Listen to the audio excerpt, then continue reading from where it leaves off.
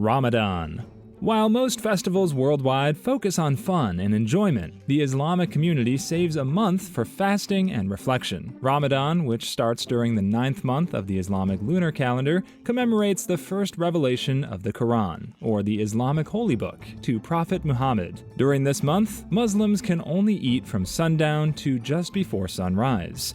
They fast during the entire day in a showcase of discipline. They're not even allowed to drink water during the day. It's the ultimate sign of devotion, faith, and self-discipline because it takes mental fortitude. In some Muslim countries, there are special Ramadan police who patrol the streets to ensure that people are not publicly eating or drinking during daylight hours, which is in accordance with the fasting rules of Ramadan. But as soon as the sun goes down, they can eat as much food as possible in preparation for another long fast ahead of them. Entire communities participate in sundown meals called iftar, a food fiesta, where every food tries to outshine the other. Of course, meals become exponentially more delicious to someone who's had to go at least 12 hours with nothing to fill their bellies. Even though iftar allows Muslims to celebrate daily, Ramadan is still a month of reflection and sacrifice. But at the end of a month of fasting comes the ultimate food fest and celebration called Eid al-Fitr, the festival that marks the end of Ramadan. Diwali. Indians celebrate Diwali, the Hindu festival of lights, in October or November, depending on the lunar calendar. This celebration combines Christmas, New Year's, and the 4th of July into one massive event. It celebrates Lord Rama, the hero in the story, defeating the demon king Ravana. Villagers light his path as he returns home to his wife, Sita Devi, after 14 years in exile. Families all over the country get together to decorate their homes with lights brighter than the entire city of New York, turning entire towns and villages into the largest disco floor. But the fun part is the fireworks display, because the sky becomes a painting full of colorful lights. Even the stars don't shine as bright as the fireworks, turning the night sky into daytime. Many Indian households and businesses settle old debts and loans in preparation for Diwali.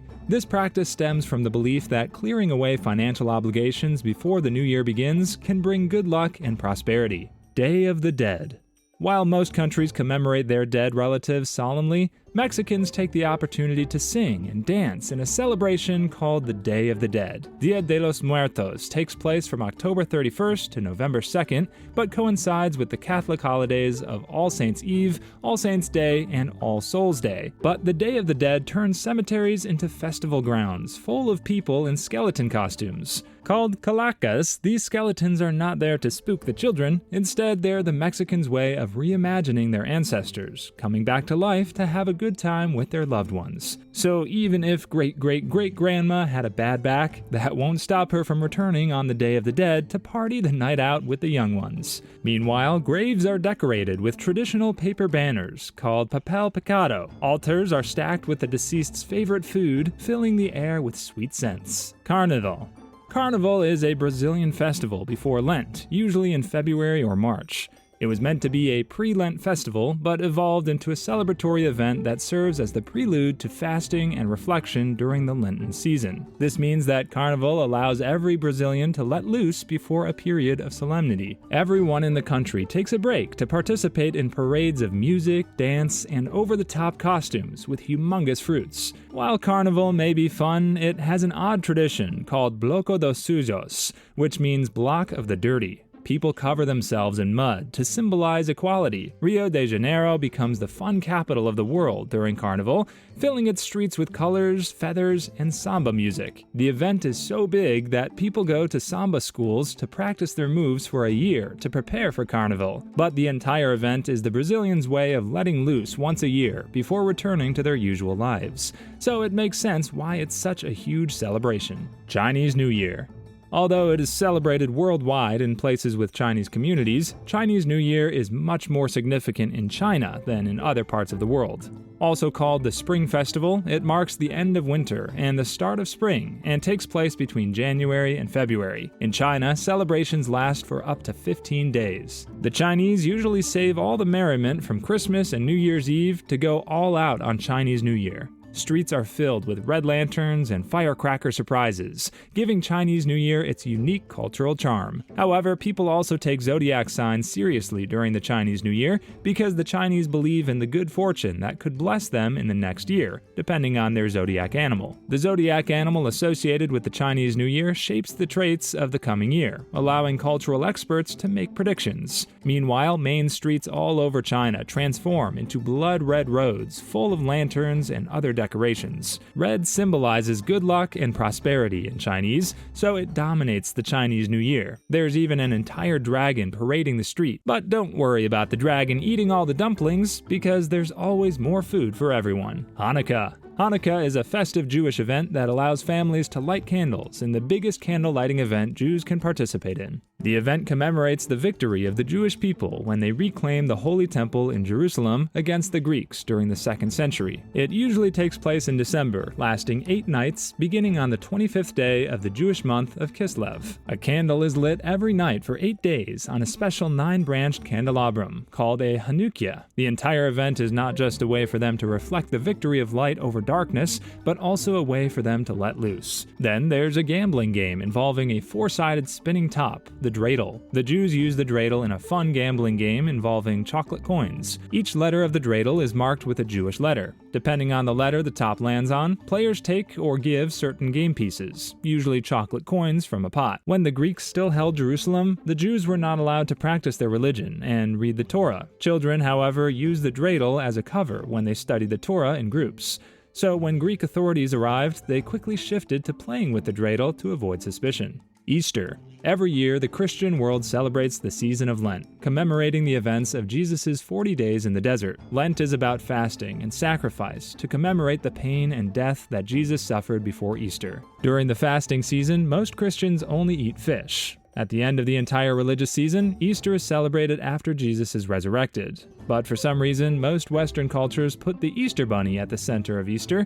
There are different reasons why the rabbit became the Easter symbol, combining pagan, Christian, and German traditions. In simple terms, pagans revered rabbits and had a festival for them during spring, which coincides with Easter. Meanwhile, eggs were forbidden for Christians during Lent, so people boiled and preserved them in preparation for Easter. Finally, the Germans believed that an Easter hare lays eggs for children to find. They all combined to form the Easter bunny tradition, which is far from what Easter should be, but has only made the Easter celebration more vibrant and exciting. But in Finland, kids dress up as Easter witches and go door to door to trade their artwork for sweets, in what seems to be a blend between Halloween and Easter. New Year's Eve.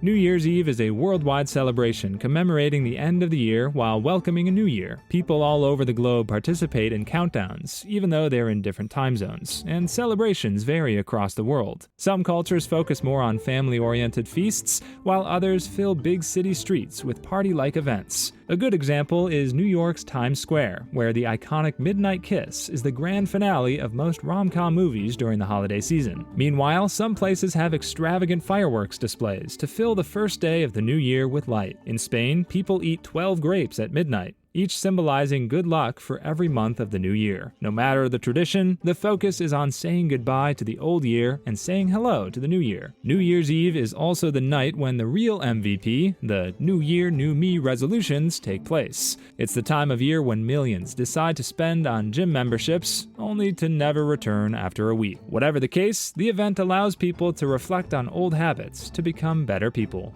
Halloween. Halloween is similar to the events and celebrations that allow cultures worldwide to pay respect to their departed loved ones. It takes place on October 31st and is a fun and spooky event that is a prelude to the more solemn events happening on the 1st and 2nd of November. The event originated from the ancient Celtic festival of Samhain, which marked the end of the harvest season and welcomed the winter. The Celts believed that Samhain blurred the boundary between the living and the dead, allowing spirits to roam free on Earth. As Christianity spread in Europe, the festival evolved into Halloween. But in Western worlds, Halloween is the one night of the year when people can dress up in various costumes without getting judged. Typically, the goal is to look as scary as possible. However, Western cultures change the concept to encourage people to dress up as anything under the sun. For kids, it's a time to put on their spookiest and cutest costumes and go trick-or-treating, which involves going from one house to another to ask for candy. That's why dentists make a fortune out of this event. Neighborhoods are decorated with spooky stuff, including skeletons, ghosts, and ghouls. Older adults tend to stay home, waiting for kids to knock on their doors. On the other hand, teenagers and young adults usually take over entire houses to party the spook out of Halloween. Songkran.